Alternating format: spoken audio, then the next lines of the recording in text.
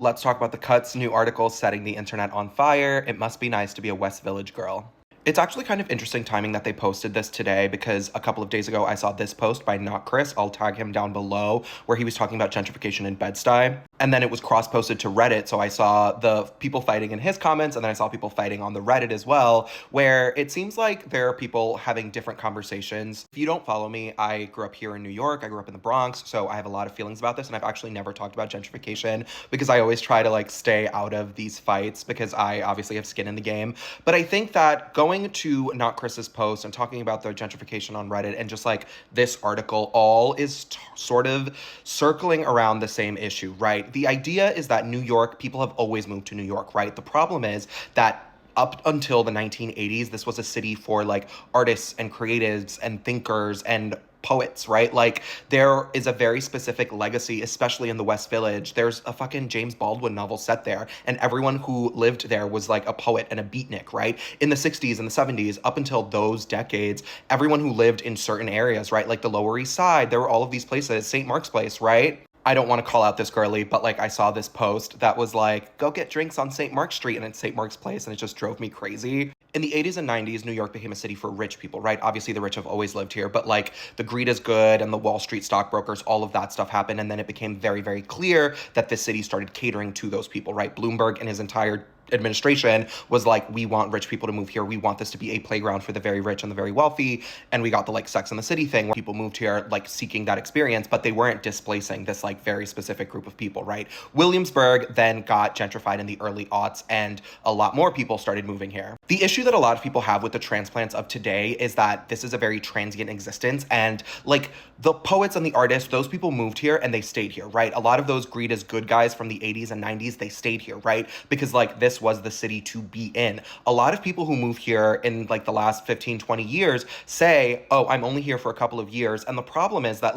obviously you can live in Austin or Portland or San Francisco for a couple of years and just leave and nobody cares. But there's something so specific about people moving to New York and claiming it as their identity, right? In no other city in this country do people move there and say, I'm a New Yorker, I'm from Austin. If I moved to Austin and I said, I'm an Austinite, you'd be like, no, you're not. But for some reason, it's such a specific New York thing that people move here from Ohio and Wyoming and claim New York.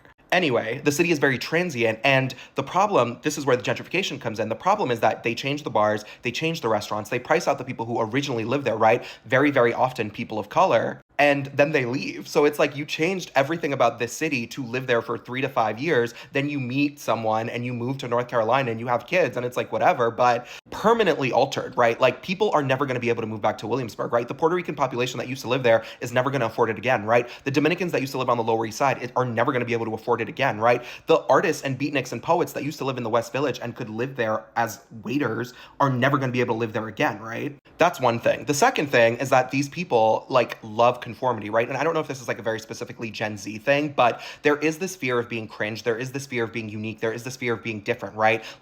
People go out wearing uniforms, right? And I'm putting a picture of boys up because I don't want you guys to think I'm making fun of the West Village girlies. They are irrelevant to this. They are just part of the problem.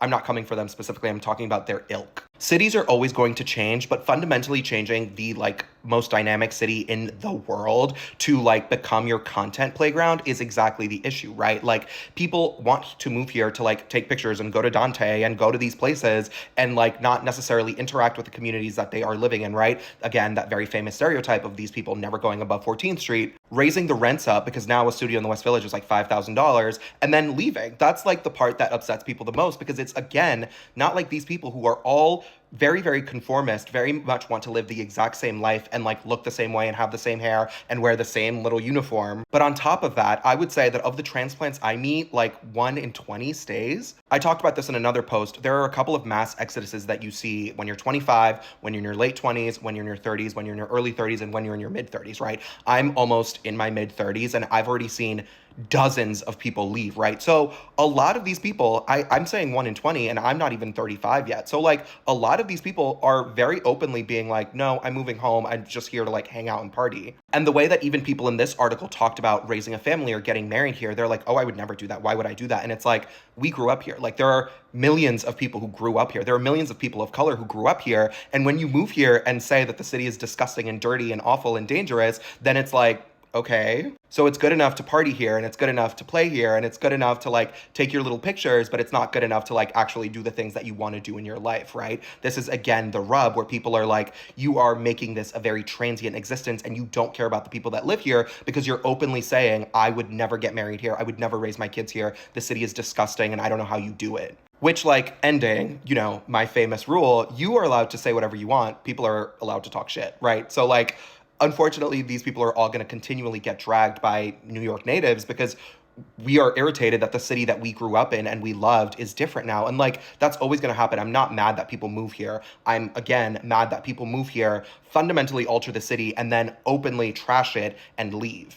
If these people, I bet you in 5 years, maybe one of them will live here. In 10 years, I don't think any of these girls will live here. And same thing for the boys, right? Like, it's kind of an insane metaphor to think about when it's like, I'm going to show up to your house, change everything in your house, make it more expensive, and then say, your house is disgusting and dirty. Why would anyone live here? And then leave, right? Like, it just doesn't compute and it doesn't make sense.